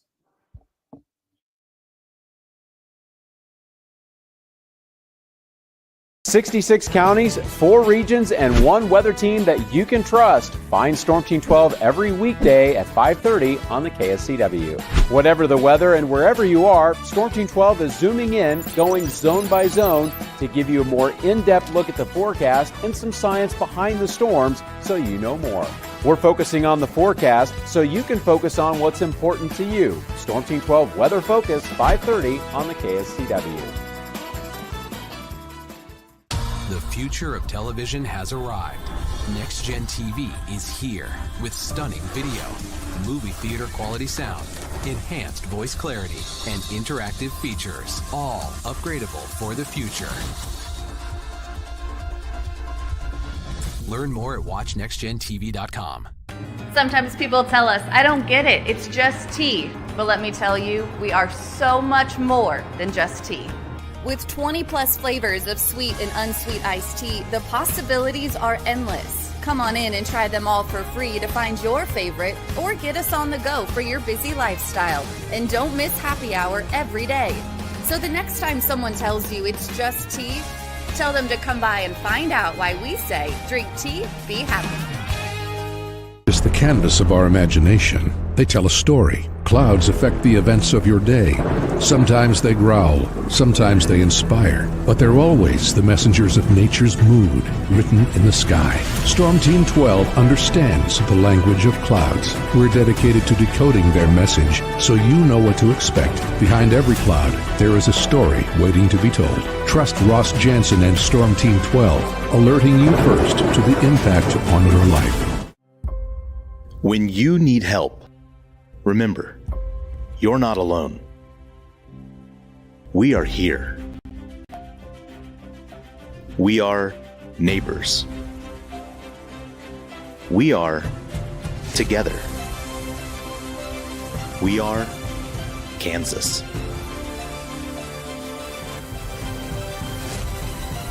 We are 12 News. What is GMFB overtime? It's Peter, Jamie, Kyle, and Akbar breaking down the NFL 5 days a week. It's okay to be excited. It's this, that, and a whole lot of. It's football for everyone. Weekdays at 10 a.m. on KSCW. Are following a breaking update. Every day, all day, stream the stories that have you talking near and far. Whoever is behind the wheel of this bus is not stopping. From hundreds of local reporters and meteorologists spanning the country. Chaos here this morning at the UW campus. Search LNL for the all-new Local News Live streaming app. Make yourself known now. 31001 in traffic pursuit. Oh my God, here. Investigate TV Plus begins with real people. We investigate stories that impact you. And inspire change every day. Something is broken. Real problems Why are they hiding it? and real solutions. My daughter was dying in front of me. What was your reaction when he said that? Investigate TV Plus, weekdays at 3:30 p.m. on KWCH. Sometimes people tell us, I don't get it, it's just tea. But let me tell you, we are so much more than just tea. With 20 plus flavors of sweet and unsweet iced tea, the possibilities are endless. Come on in and try them all for free to find your favorite or get us on the go for your busy lifestyle. And don't miss happy hour every day. So the next time someone tells you it's just tea, tell them to come by and find out why we say drink tea, be happy. Mornings are busy. We're here to make your mornings better. We report the stories that affect you. 3 more hospitalized from contaminated apple juice just a day after the FDA issued a recall. We're here to make your mornings better. Closing east and westbound lanes of K96 for repairs. With 12 News, you're prepared for your whole day. Scattered thunderstorms across the state into the afternoon. Stay a step ahead with 12 News this morning on KWCH and KSCW.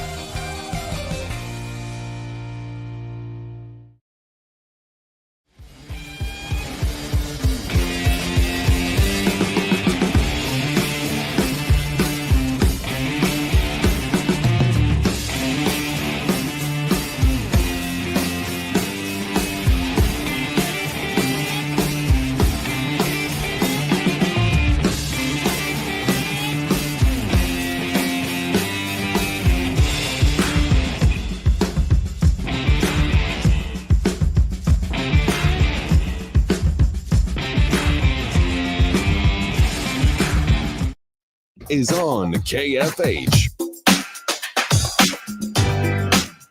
And now, digging deeper with the teams you follow, it's another Sports Daily Insider interview on KFH. All right, welcome back in. It is another insider interview, this time with Shreyas Laddha, beat reporter for the KC Star on KU. And we are trying our best to keep up with all the portal news. I'll tell you this, Shreyas, I stayed up late watching baseball last night. I've already yawned at Tommy once. You better keep this interesting. Watch your analysis, because if you're bored, Jacob will yawn you. I will yawn at you so fast. Good morning, Shreyas. How are you? Good morning, guys. How are you guys? Good. What do we have here now? PJ Haggerty, we had kind of thought about might be an interesting thing for, KU, but then he said he wanted to be a primary point guard, which doesn't seem to fit. So maybe it's not Haggerty. It does feel to me like KU's kind of holding on to their bag a little bit. They haven't swung huge yet. And they're going to. They always do in the portal era. So what are they? What do you think they're hanging on to here? Ideally, you're picking up a wing that can be a scorer alongside Flory and Peterson. I think that's the thing they're missing. I think that's where their majority of money, if they're holding on to it, as you say, is going to go, which I think is correct. I think the wing they've been linked to is Darian Williams from Texas Tech, and I've heard the asking prices anywhere from $3.5 million to $4 million, which is a lot of money, because guys, they paid Flory a big, almost $2 million, a little under that. And Darren Peterson reportedly makes around $4 million.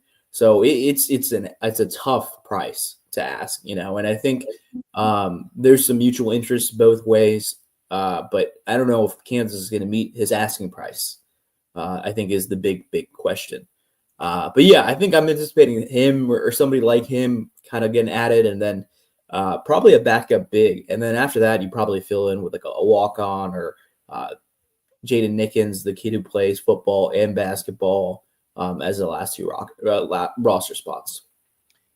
Shreyas, I know that there was some reporting done the other day by your colleague Gary Bedore about Zeke Mayo and, you know, how he has no eligibility remaining, but he did enter the portal in anticipation of court ruling. And, you know, things are just so wild in college athletics right now, with the intention allegedly that he could return to KU if he is granted another year of eligibility.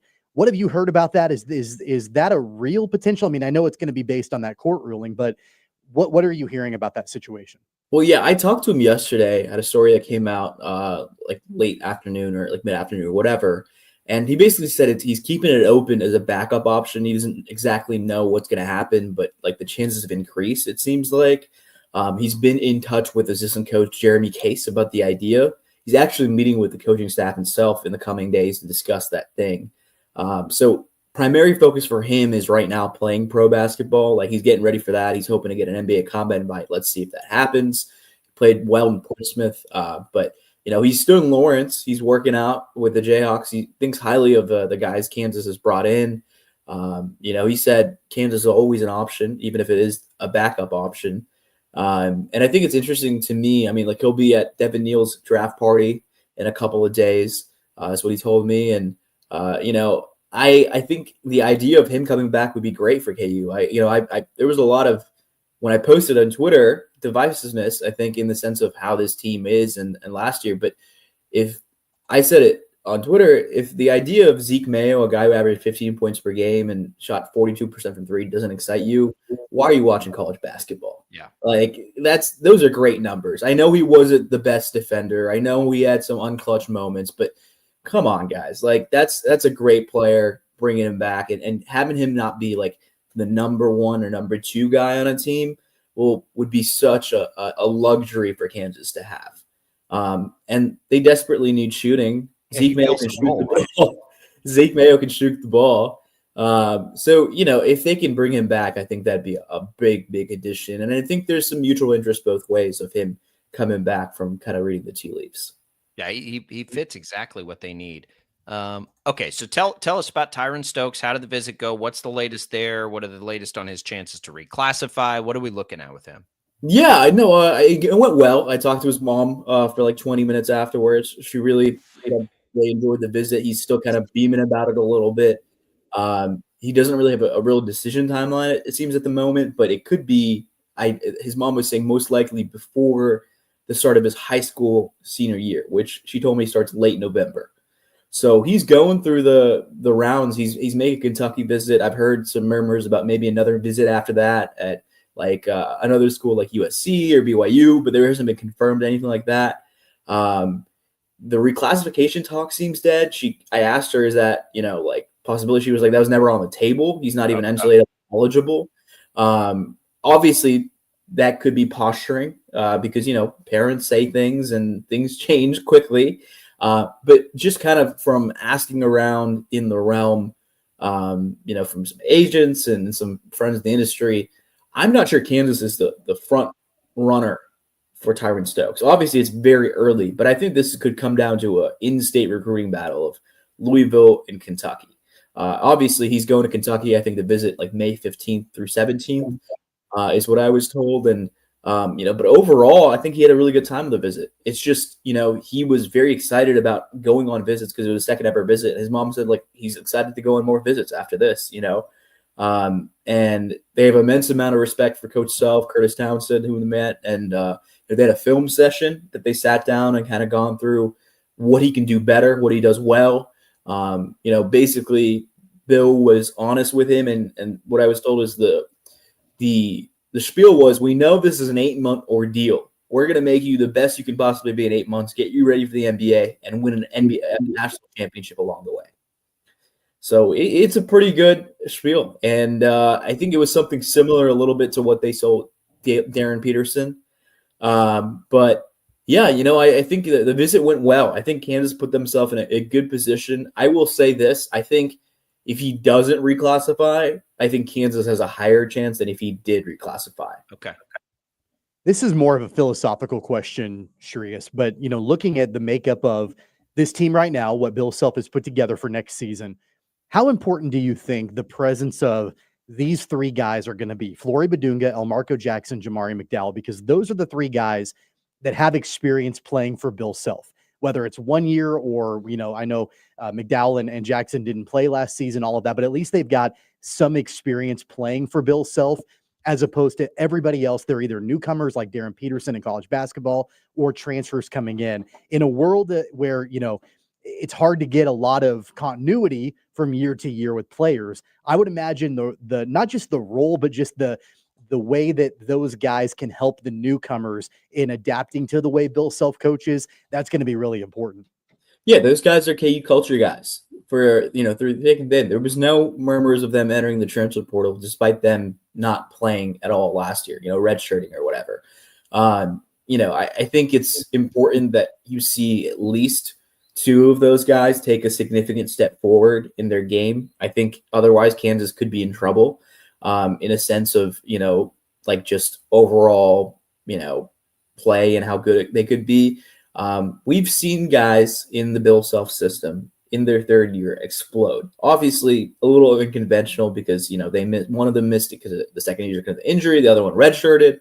But going back to it, I feel like Jamari and Elmarco are the two most intriguing players on the team, because if one of those two guys takes a significant step forward, that's huge for Kansas. Huge. And I think that's something nobody's really accounting for. I feel like people are not talking enough about the idea of how good these guys could be a year and a half removed from the last time they stepped foot on a basketball court.